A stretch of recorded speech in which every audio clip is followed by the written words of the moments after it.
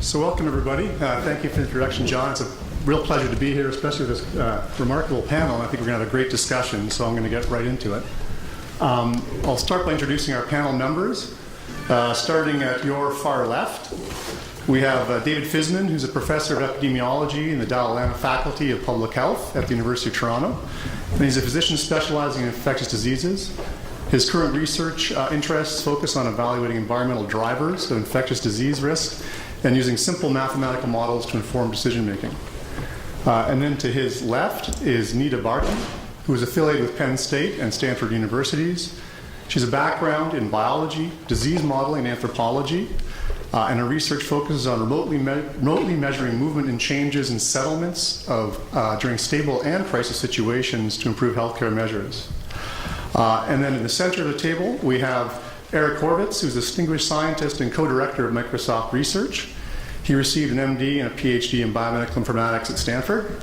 He's been working on machine learning and predictive models in healthcare and other areas, and he works on predictions using both traditional sources of data, like electronic medical records, and also other streams of data, including large-scale logs of searching and browsing, data from Twitter, Facebook, GPS, and cell tower data.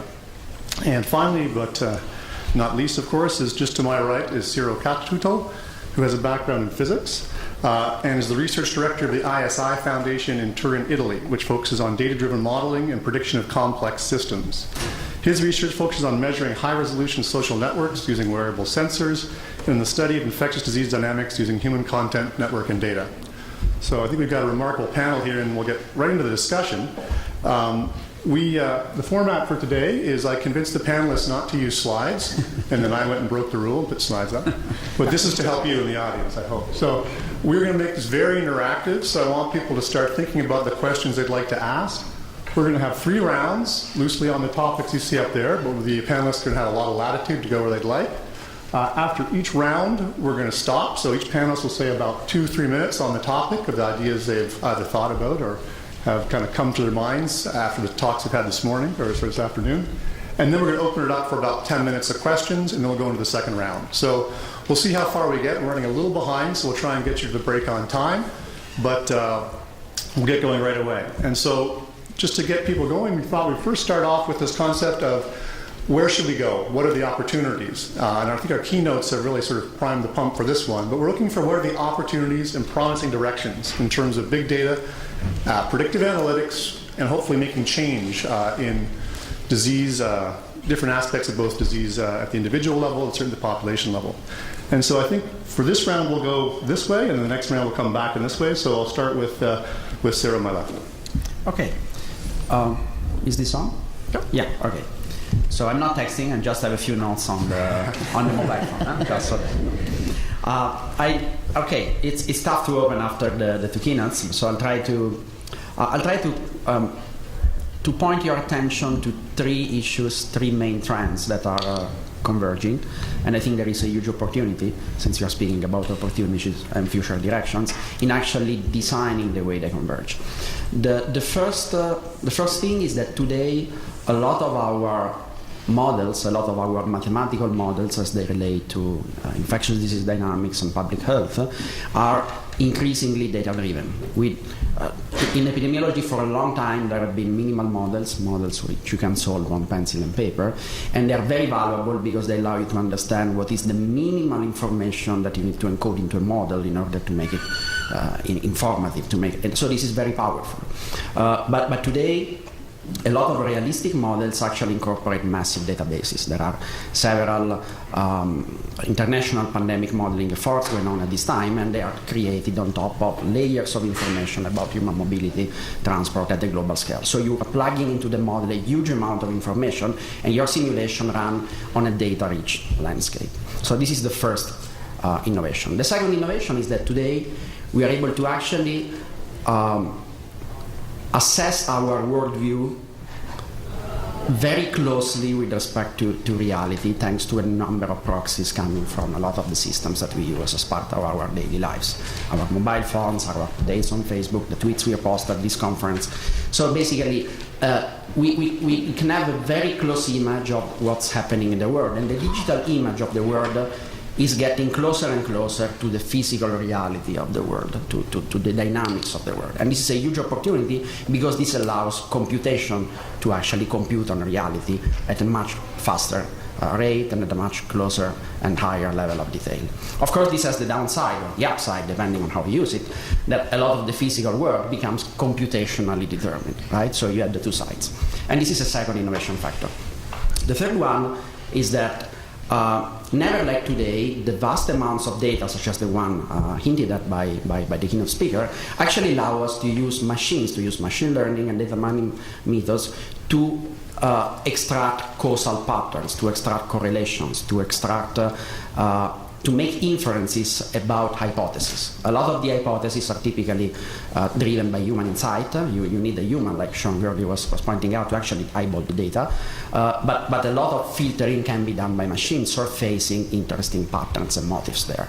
So a big opportunity and a huge challenge, and I will close with this, is really on how do we go about merging these three threads of human endeavor. Because they were developed in different domains. You have the epidemiological modeling and the infectious disease modeling on one hand. You have a strongly computer science, data mining culture on the other side. And now the two things are coming together because they have to, because they want to address the same problems eventually, but there is not such a culture yet. So a big challenge and a big opportunity in placing resources for researching.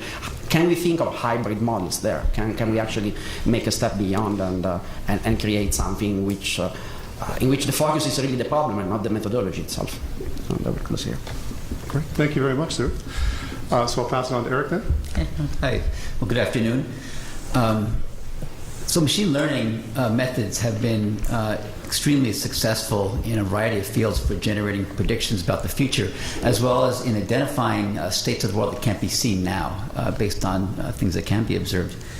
I've been particularly excited about the prospect of building predictive models to provide advanced warning of outcomes in healthcare that can guide valuable interventions. So I like to think about the opportunities in terms of utility directed. What kinds of things could we do?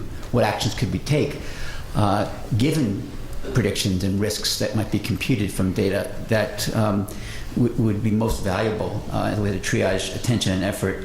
And I've worked, and my team has worked in traditional electronic health records, as well as in the rich, exploding world of online behavioral data, search and web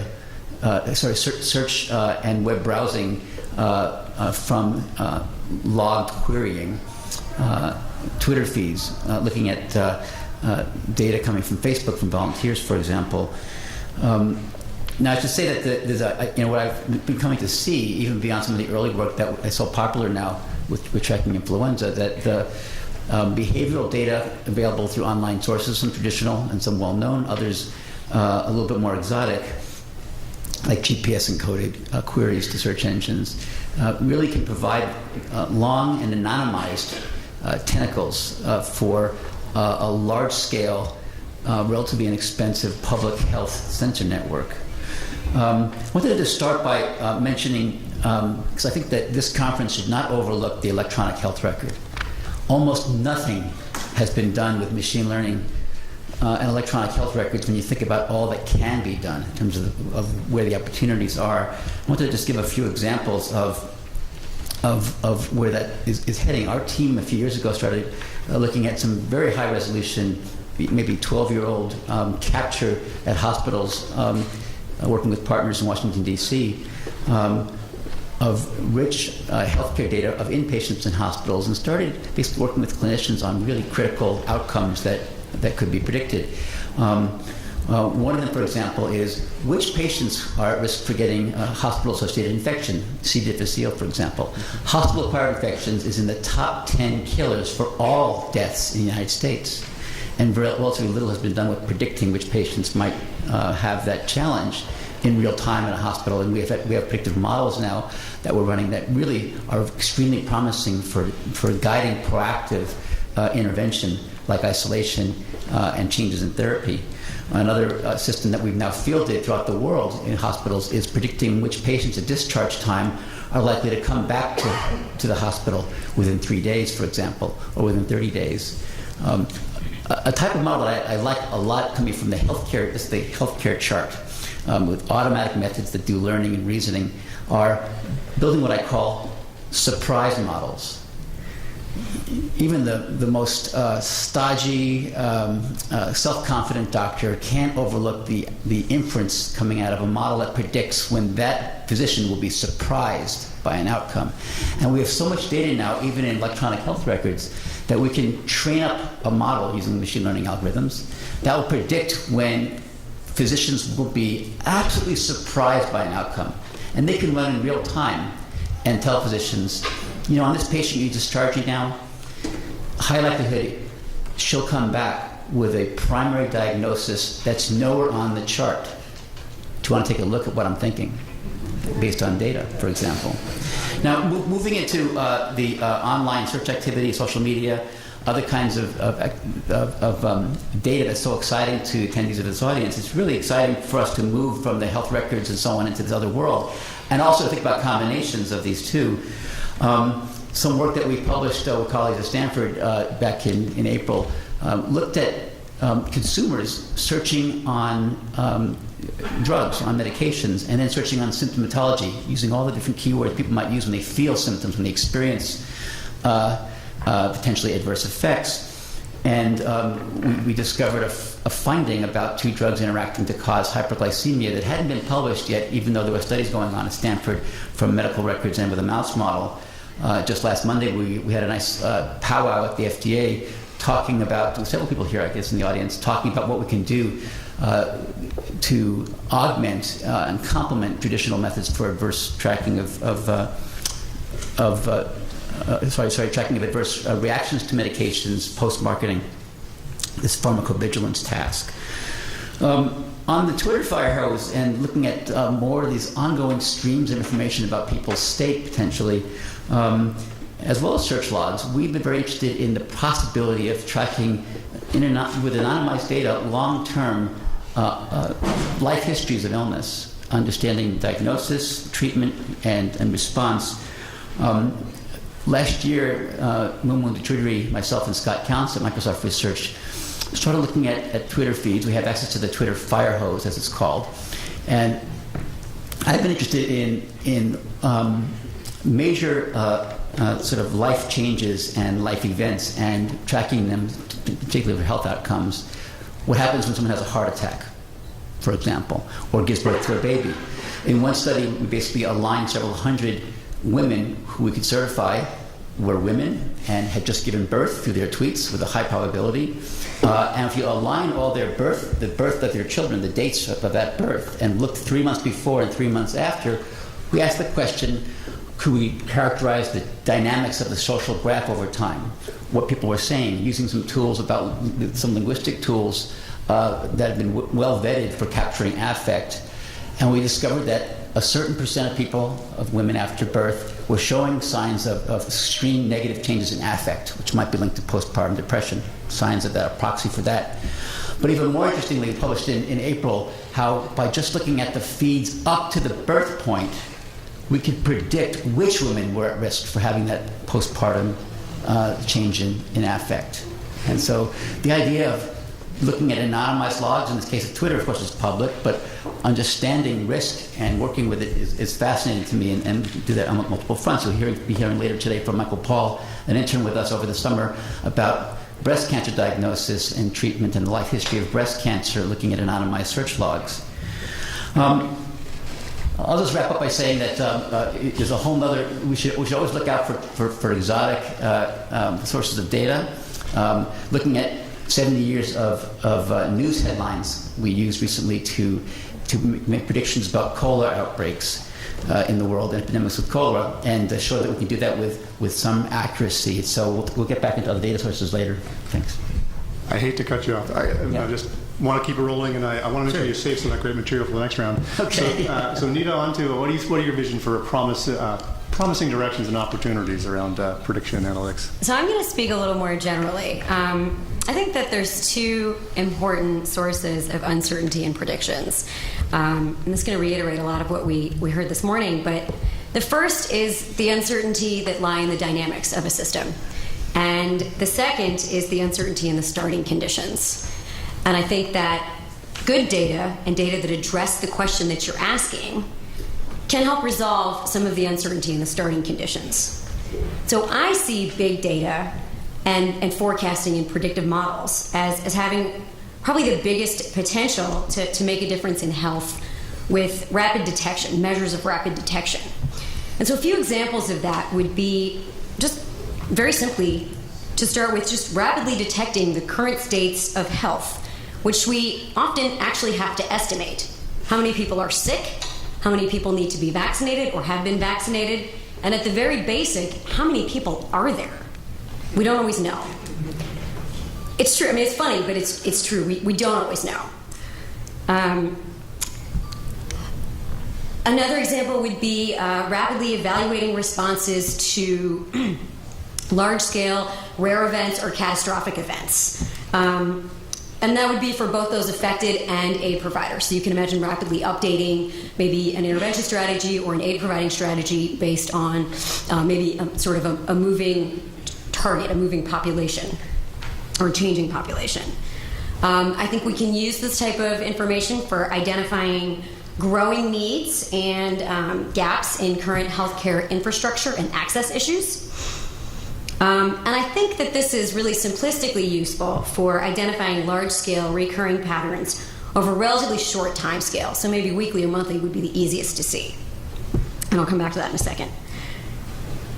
In my mind, these types of data alone, and maybe even the predictions that we get from them, are not terribly useful or terribly accurate when we're trying to predict the occurrence of rare events or catastrophic events, because by definition they're rare, so the data we have to predict them are few. Detecting small-scale heterogeneities, which have the potential to get lost in the noise of big data streams. They don't have to, but they have the potential to. And detecting long-term changes. And so often these new data streams are relatively young in new data sources, and so we struggle to have a history of the past with them. I think predicting long-term changes, to some extent, requires an understanding of the mechanism that's underlying those changes. And I think that while data might help to identify those mechanisms, having a lot of data versus understanding a mechanism is not the same thing. Okay. Well, hopefully there's not too much overlap between what I'll say and what's come before. Microphone. Microphone closer. It's probably the first time someone's asked me to be louder in my life. Much of what's actually been described, I have a very communicable disease, infectious disease-focused worldview, and I'm going to be relatively unapologetic for that. But a lot of what's been described actually, I think, falls under an umbrella of clinical epidemiology. And what's different now, these tools, these predictive tools, models trying to predict, who's going to bounce back to the emergency room when you send them home. We've been doing that for 40 years in clinical epidemiology. What's changed profoundly is the scope, scale, and speed with which we can do these analyses. And that relates to both data and speed of computation. Now, I think there's a dark side to this as well that it's important to acknowledge. I believe strongly in the dictum that a model should be as simple as possible, but no simpler. And as the tolls and taxes associated with gathering more data and doing more analyses drop and drop and drop, I think there is that temptation to gild the lily, to put it mildly, but to go well beyond your primary data analyses into all sorts of exploration that can turn up results that may not be helpful.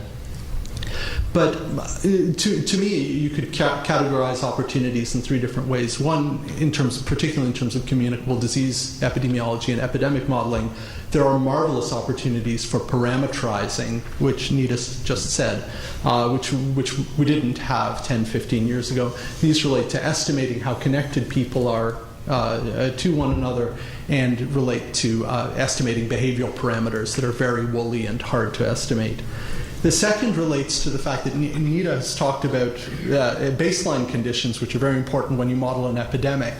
But something that we're very, I think, bad at is modeling the dynamical feedbacks that happen during the course of an epidemic. So, people, I was a public health doctor in Toronto during the SARS crisis. You could cough on the streetcar in Toronto, and I have to stand up and get over, and everyone else on the streetcar would do this down to the other end of the streetcar. I mean, people changed behavior very rapidly, and some of these responses are maladaptive. I mean, we had this in Toronto with H1N1, where all of a sudden people were saying, well, I'm not going to go to the Mexican restaurant. I'll go, I'll go to the restaurant in Chinatown that I eschewed when the SARS outbreak occurred. So some of these responses are idiotic, but some of these responses may actually be adaptive and may actually feed back on disease dynamics by increasing the distance between individuals.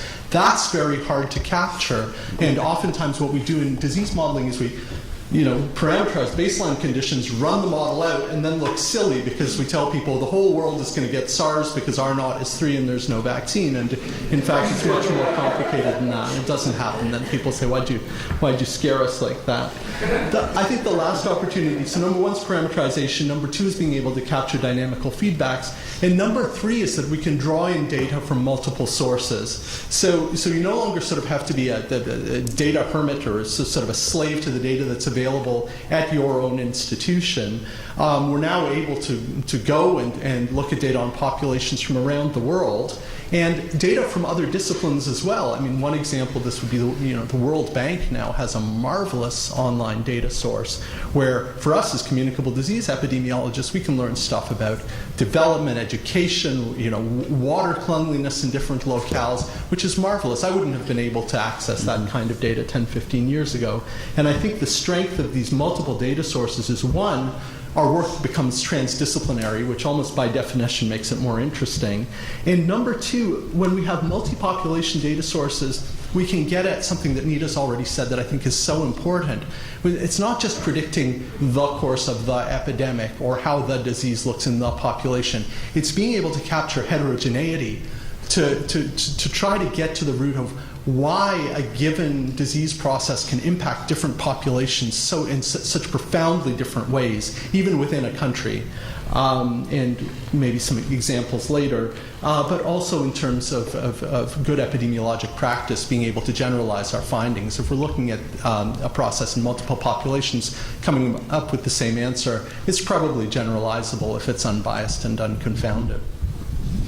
Great, thank you very much, David. Thank you, everybody. So I think that was 4 very different but complementary views on our questions. So I'd like to open it up to the audience now. If anybody has any questions for any of the panelists on this issue of opportunities, promising directions, while you're thinking about getting up and exercising, moving towards a microphone. I actually want to kind of come back to an issue that Eric raised, though, which was you kind of brought kind of a utility perspective into this. And so I think some of the perspectives we've heard so far have been about the data, about the methods. But, maybe you could just say a little more of that, or maybe others could sort of react to that while we're waiting for someone to come forward, about, what are the big issues we should be addressing? And we're talking here mainly on global disease spread, where you really think the opportunity for impact, even if you don't see the methods available, where we really have to go. And we'll maybe think about that one while Clark asks the question. So let me answer that by... Oh, okay. Jump right in. Oh, sorry. Clark. Your question, sorry. Go ahead. You want to go? Okay. I'd rather hear your question than Eric, that wait, up here. go ahead.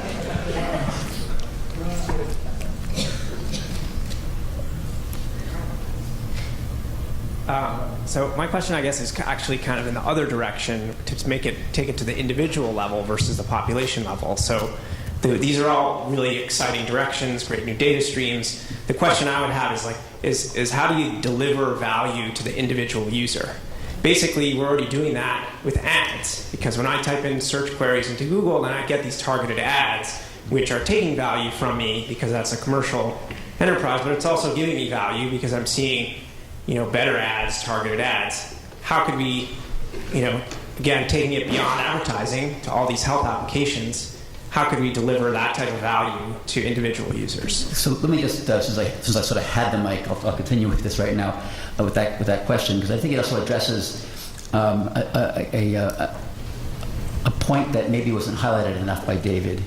Yes, we've had readmissions kinds of models for years, but they're very, very general, use very small numbers of variables, And now we can look at 25,000 binary variables about a patient and patient over time. For the same machine learning enables us to fuse not just many variables, but many different feeds about people. And you might turn out that these types of people are very small clusters of people that we can learn about and generalize over, such that we're giving much more personalized predictions, much more personalized inferences, and someday recommendations, guidance, and interventions.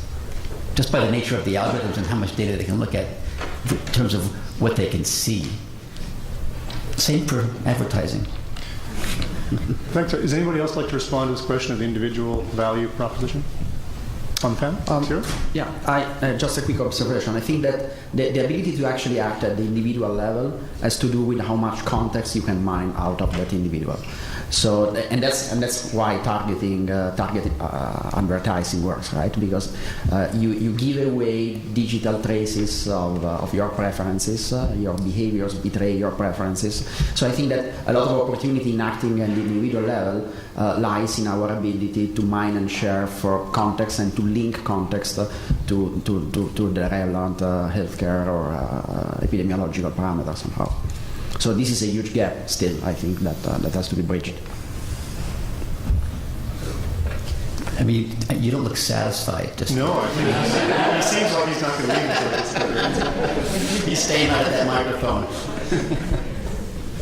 No, I think it makes sense, but I think that will kind of help the feedback loop if you can show individual people the value, and I think that's why it works so well with advertising, because there's the value there. Thanks, Larry. Yeah, I guess sometimes the feedback isn't so quick. You can't click through on somebody and get their health status and watch it update. Hi, Scott Lane. I'm from the Alfred Mann Foundation. My question really goes to advocacy and engagement. So what we're going to be hearing in the next 2 days is how what we're doing is very cutting edge. As a practicing physician, if I transmit data now to my billing agent, I have to encrypt it with a AES algorithm, and I can be fined heavily per transgression. That's a concrete example, HIPAA and high tech. It seems that we have an opportunity here and an opportunity of engagement, and so I want to ask is on this opportunity of engagement. Government is making rules and regulations with the best of intentions, but the rules and regulations pertaining to privacy and personal health information is in a very different domain than the domain that we are discussing right now. It's public health versus privacy. It can be said many ways. So here's the question. How do we as a group go about advocating the value for what we all are doing and engage government to change with respect to health privacy information, or to flex, or to expand, or to make our law easier, or however you want to say it, because that's not the natural reflex of government. Any takers? Well, it's interesting that there are several government initiatives right now on both sides of that argument. Right, there are the various rulings right now that data must be shared, but people doing clinical trials and studies, and you better share it if you want to get more grants. On the other hand, we have HIPAA and all the privacy rulings and regulatory atmosphere. People say that when I've asked folks at meetings seriously focusing on the dilemma, the answer I get is these are two trains running at each other at a very high rate of speed right now, and it's not clear what's going to happen when they hit. Something to look forward to. All right, thanks, Ed. Yeah, you know, in the global burden of disease, mental illness counts really high, and so I was fascinated by the fact that so many of the Twitter and the Facebook notes have emoticons and involve emotion, and yet you're always challenged to how you can bring this into practice.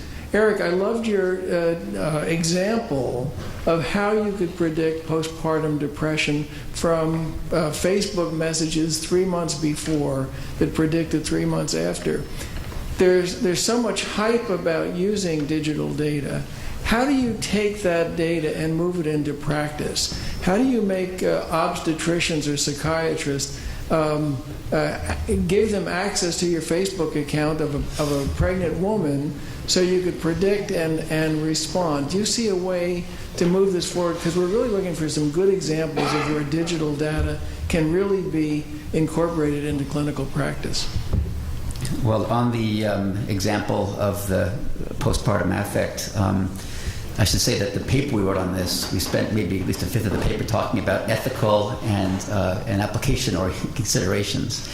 You do a study like this to show feasibility, and then you ask the question, well, how could we field this? How could it be used, this kind of inference? And there are many other examples we could come up with and pursue in the academic community on the research front.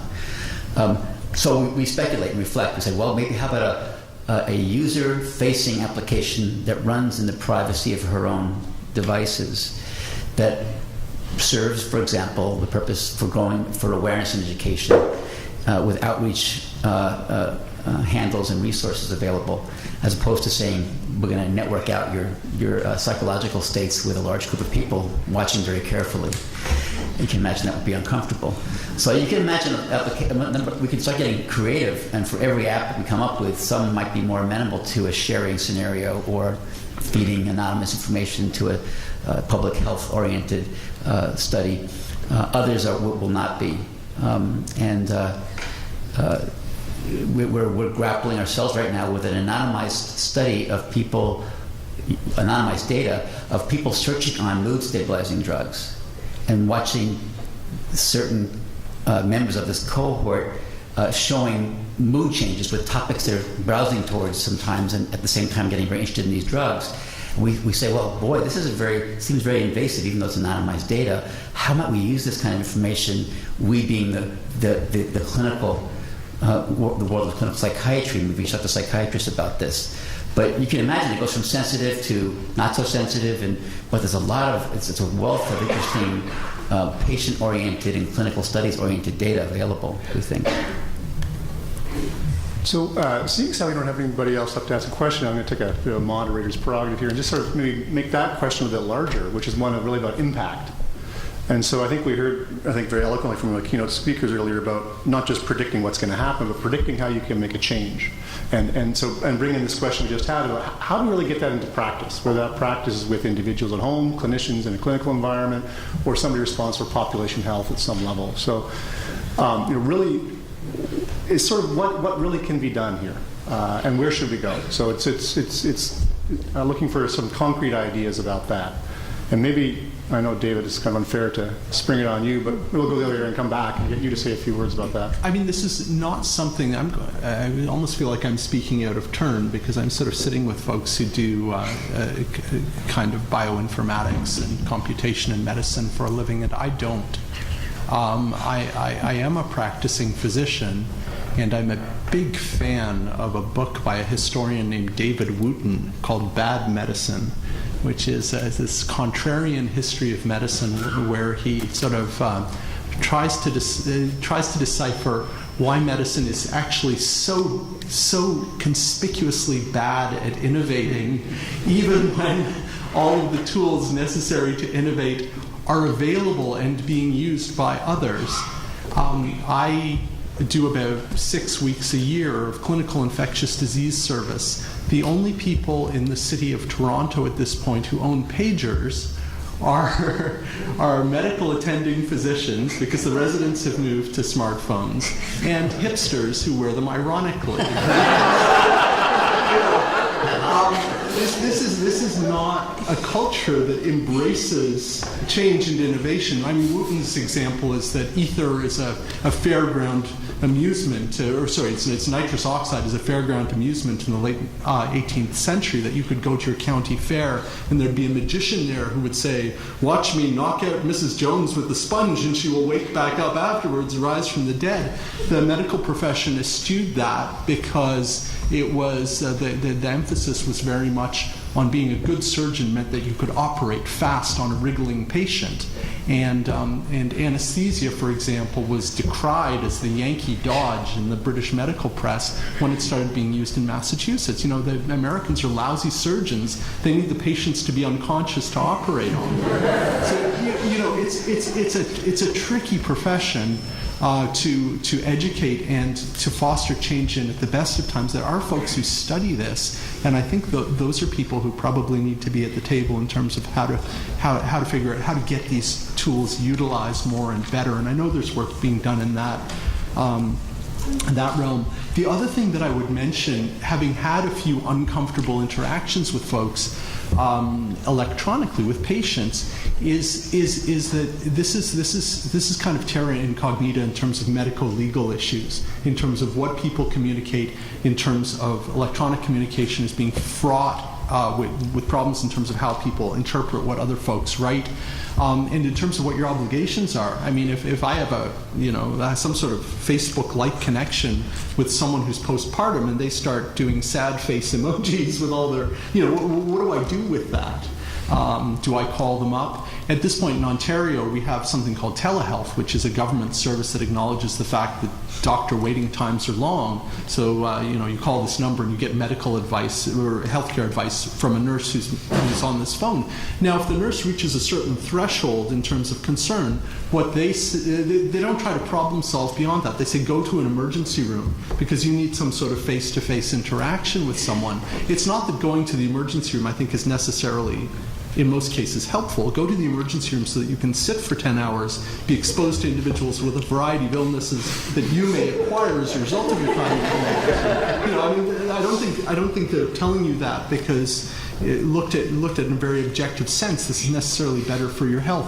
But I think that people reach a level of discomfort in terms of interactions with someone who they can't actually see and palpate and get a sense for and make eye contact with. And I think that is tricky, and I don't know what the solution for that is. Well, on a different note, going back to what you said, what's a larger scale use for this maybe? One of the things that I'm hopeful for is that we'll be able to use this this type of big data and sort of rapid data collection as a way to almost evaluate our own predictions, right? So, in a way, we need to rapidly reassess current states of health whenever we form a prediction. We're usually doing it, at least in my field, we're doing it so that we can act on it. We're doing it to realize some action. And how effective that action is, we're not really sure at the time, right? Our current method is to at best do a retrospective analysis, which may be done well after the action is over, and then there's no way to improve or update what you're doing, right? You're kind of learning for the next intervention, and by then the system may have changed. And so what I'm hopeful for is that these data are the kinds of things that we can use to rapidly assess how well we're doing at our action and update it and continue to update it and keep that feedback loop going throughout the course of this intervention to really make it count. I see people nodding. Let's go to a question, please. Hi, Larry Madoff from Boston. It's a lot of what we heard from the keynotes and from this panel is very optimistic and a very positive spin on where big data can take us. I guess also touched on in the keynotes was some of one of the limitations is our capacity, human capacity, the capacity of users to harness this, to use the data. And I'm wondering, one of the things that I've been thinking about is how can we teach people to understand and use and adapt data for the purposes that we want to use it for. And I wondered if you could talk about that. How can we teach and learn about using these techniques and sources? It's a great question. So instead of making the algorithm better, try and think about how the receiver can really make good use of what's coming at them. Any thoughts on that from the panel? Nita, you jump first. I mean, I think this is I think this is almost, I think you need to develop the methods with the people who are going to use them. I don't think I don't really think you show up with a bunch of data and then say, what do we do? I think you develop questions and you develop methods and you learn about the data and you use the data with the people who are going to use and benefit from the results. And it sounds a little preachy, but that's kind of, I think we have some really good examples of where that's been a really effective strategy. So the question made me think back to older days when I was a grad student at Stanford, taking a class with Brad Efron, statistician. He's a wonderful statistician and pioneer of many methods. He would come in, I think, every class with an announcement, statistics in the news again, and he'd show an article about smoking or some health-related interesting quip that the news headline will capture, and he would tear to shreds the result.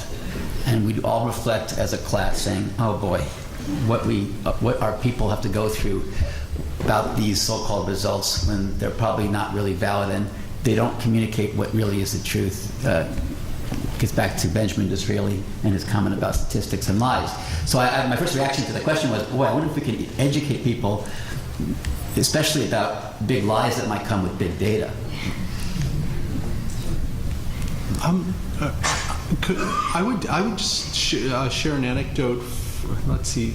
Today must be Wednesday, which means I was teaching San Francisco. Sorry, and this must be San Francisco. So I teach epidemiology in a Masters of Public Health program, and something that is kind of neat, just to share this anecdote, is I kicked off yesterday's Epi 1 class by telling my class that I'd be going to San Francisco for a meeting on digital disease detection, and showed them health map, and we went through sort of Google flu trends and so forth, and then we got back to cohort studies, which is what we're doing right now.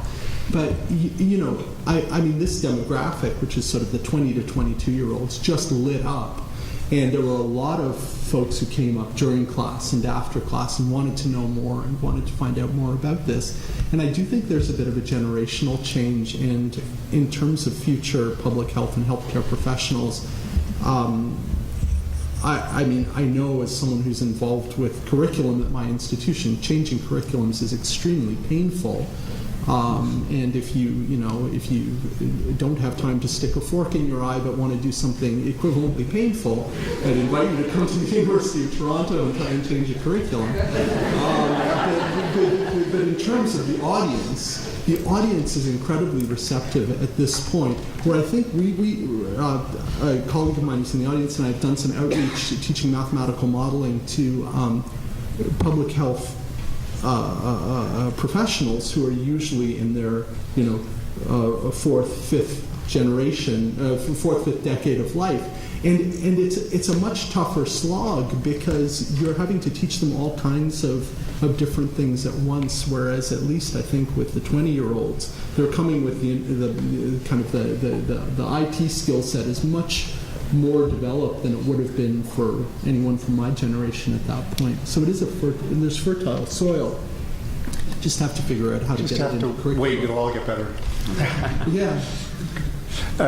Did you want to say anything? Yeah, about change, I think there are two sides to affecting change. One is really how you, if you think in terms of population health, how you affect behavioral change, like how you convince people not to smoke, how you convince people not to do that because it's not good for you. And for that, I think in the long run, but also in the short run, the ability to assess and the culture of the demographic you're targeting, and to deliver a message which is matched to that demographic will be revolutionary, because we are now able to do it at a much higher and much faster rate. Then there is the change that has to arrive from the top, the change that involves institution changing, and that operates on a much different time scale, as you know. And there but my experience is on the European side, so things may be different. There it's key to be able to create, as Sean was mentioning, a narrative, a story which somehow can be used by non-technical persons rather than a piece of data and plots to actually make an argument which is backed by data, but which is phrased in a way which which is amenable to discussion and to designing action. So my sensation in general is that a lot of the obstacles on the way to realizing the vision of digital epidemiology, digital disease detection, will be not technical, but will be social and institutional. So we as a community, we have to think a lot about this. So David, if you don't mind, I'd like to ask David a question that comes to mind when it comes to how do we make use of these results. Okay, is this on the same topic or? Same topic. Okay, well, make myself stand a little longer. Well, it's just sorry about that. No, go ahead. No, I've been sitting in an airplane for 6 hours. That's right. I looked up for the DVT. So anyway, really just to ask you, when it comes to making new knowledge available, new discoveries available of the form that might come with answers to the question we heard about influencing people's lives for the better, what do you think about doing new kinds of clinical trials on a large scale with this kind of these data feeds? Oh, you know what? To understand how do we discover these new things and validate them?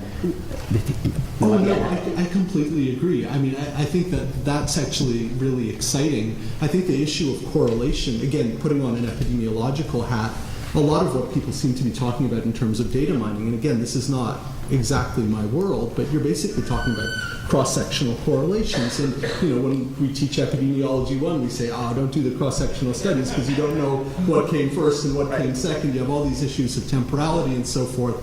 But at least if you were thinking about using big data for observational epidemiologic work, you probably do have observations on people that are somehow time-stamped. So you could actually look at temporality, and then you actually have econometric techniques that I assume that you could use if you were able to identify attributes that could serve as instrumental variables. So you basically are pseudo-randomizing exposures.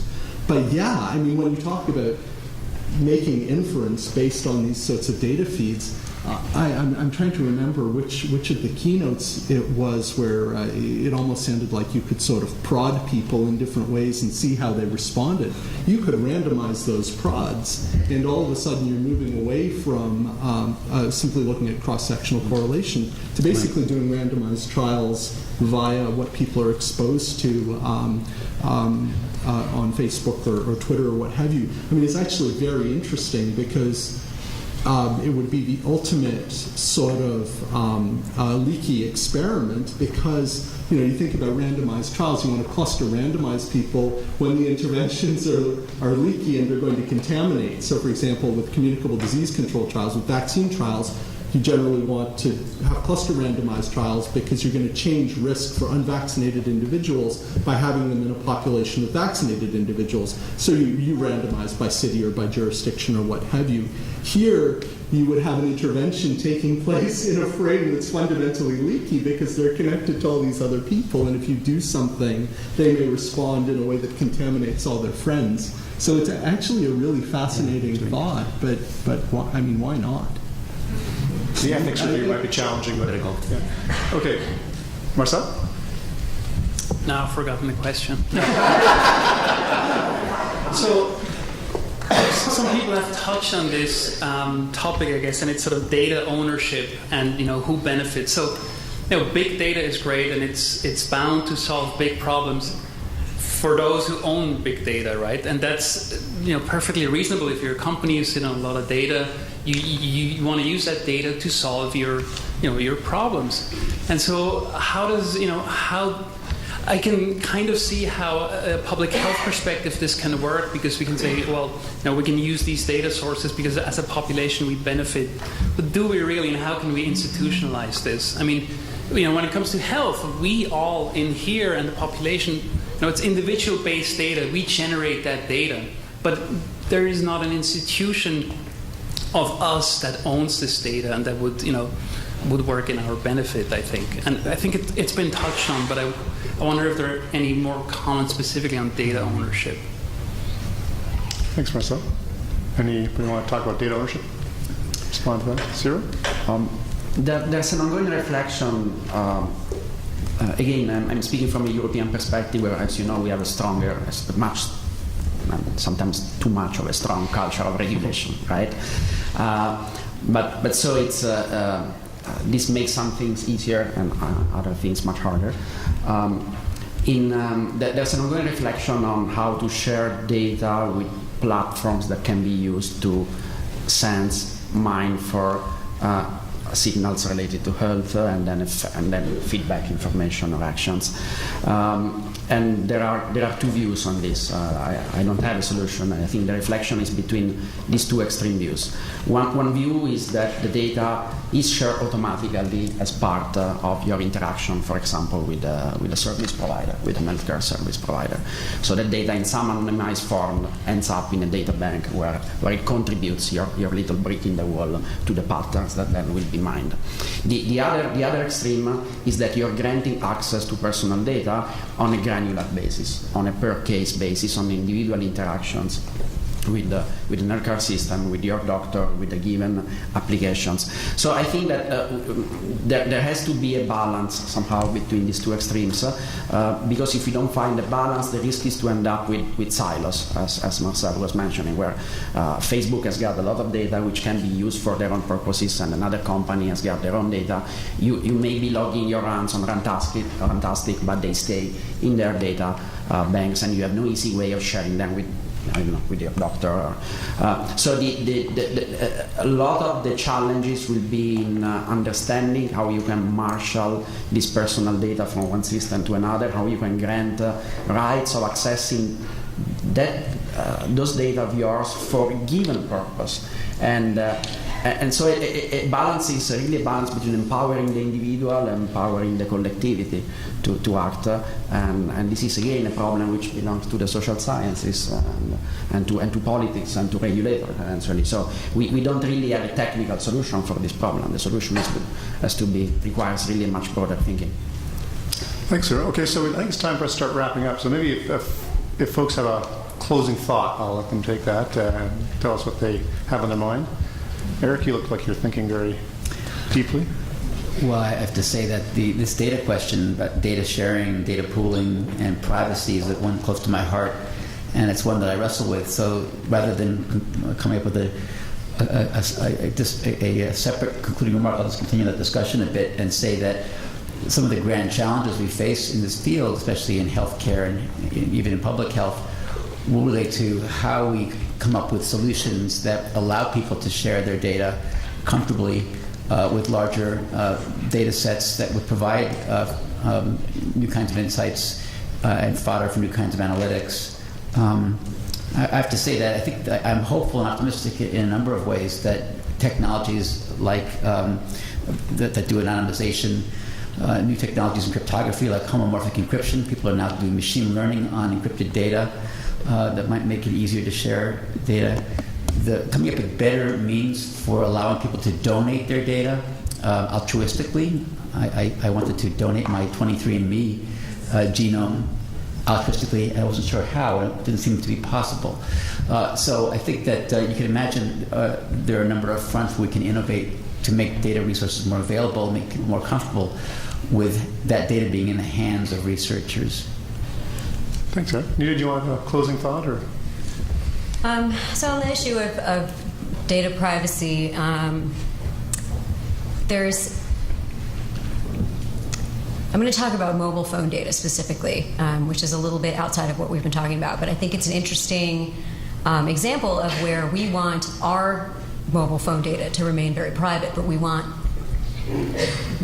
large-scale anonymized data sets from other places. And I think we're sort of at a point where we're going to start to see people become less uncomfortable with that kind of data sharing. But one of the things that I think was very promising was Orange Mobile participated in a Data for Development challenge, I think earlier this year, where essentially there was a big conflict in the Ivory Coast, and so they offered up anonymized mobile phone call detail records and mobility traces, so that people would be and they allowed researchers to compete for access to these data. And some of the products were really interesting and I think really helpful with direct applications in health, transportation, and other issues of infrastructure. So I think the the more good that we can do and demonstrate that we can do with these types of data, I think the closer we are to finding the threshold between privacy and actually sharing for benefit. Now, we're not there yet, but I think we'll get there. Thanks, Nita. David, final word to you. Oh, I'm really glad you mentioned. No pressure. No. I'm glad you mentioned mobile phones. It's actually neat to think of the different ways in which we can actually now measure connectedness, and I guess that's almost a physical means of measuring connectedness via proximity versus virtual connectedness, via social networks. So it is very exciting.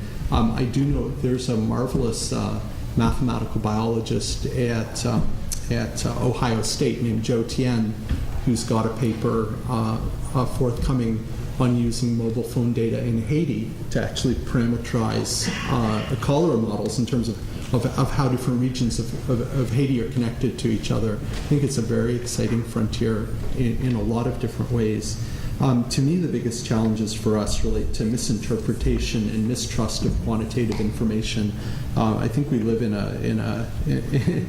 a society that simultaneously wants a clear, a single point estimate as an answer, but then will also mistrust that answer. And we particularly, I think, are vulnerable to sort of these boom-bust cycles in terms of optimism about predictive models, depending on whether or not a given predictive model nails an outcome right on the head, in which case the person who designed it is a genius. That's sort of, I think, the Nate Silver experience with the last election, bang on, notwithstanding the fact that that's a stochastic, probabilistic model talking about the likelihood that Barack Obama carries these states. The fact that it was bang on in terms of which states he carried made Nate Silver highly credible in a way that I don't know Nate Silver, but I suspect Nate Silver himself would probably reject, versus a bust when you miss. And I think it is very important for us to somehow educate folks around what models can and can't do, that they're really a tool for management of uncertainty and management of our expectations under uncertainty, rather than a crystal ball that we can look into. And I mean, that's been said many times, but I think it remains important to this enterprise. Thanks, David. It's a great closing thought. So please join me in thanking our panelists.